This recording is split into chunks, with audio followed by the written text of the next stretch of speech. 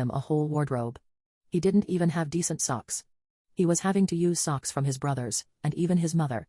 I bought him socks, then I took him to a certain thrift store with great prices and bought him a pair of good black sneakers, 2 or 3 long-sleeved shirts, 2 sweatshirts, 3 pairs of pants because he had nothing but summer shorts, and a pair of gloves and a knit cap. We rushed everything into the washing machine, and he was wearing that stuff to school that Monday. The following weekend I took my middle nephew out and bought him new socks too, as well as about the same amount of thrift store clothes. He still wears the green hoodie I got for him back then. I bought him several pairs of pants, several shirts and sweatshirts, and a big thick coat, which he really liked. And he was wearing that stuff ASAP too. The only thing he didn't need was shoes. I'm on a fixed income, and this was not very long before Thanksgiving and Christmas. But I spent about $200 on clothes for those kids because they needed it. My eldest nephew was already living with his dad full-time, so he was fine. I also lent my youngest nephew a Timber Ridge camping cot, just so he'd have a decent bed. His tiny room in the trailer had a couch bed previously, but moisture and dogs just destroyed it. I also bought the kid a sleeping bag because he wasn't sleeping well due to the cot getting cold on the underside.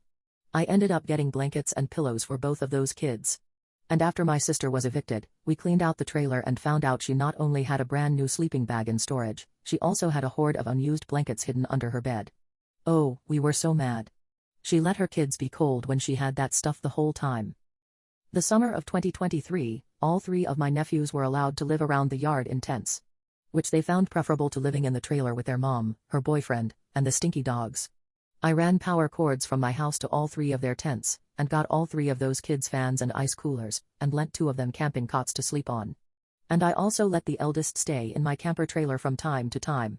When telling people this stuff, the first words out of their mouths are usually "you're a good uncle." Meanwhile my sister was busy drinking, partying, doing drugs, fighting with her pos boyfriend, and making trouble for all of us. We worked in secret with my Ex BIL to make sure those kids were safe, and he took them that December. And then he took my sister back to court. And before anyone points it out, I and my parents are very remorseful for not taking action sooner. But my sister had us all mentally beat down. She's a chronic manipulator that makes up stuff, and then spreads lies. She had people all over the area believing the stuff she said about our parents. My parents couldn't go out to the local restaurant without getting side glances from people. But after we kicked out my sister, all of that stopped. She was poisoning everyone against our parents, and she wonders why we had enough of her.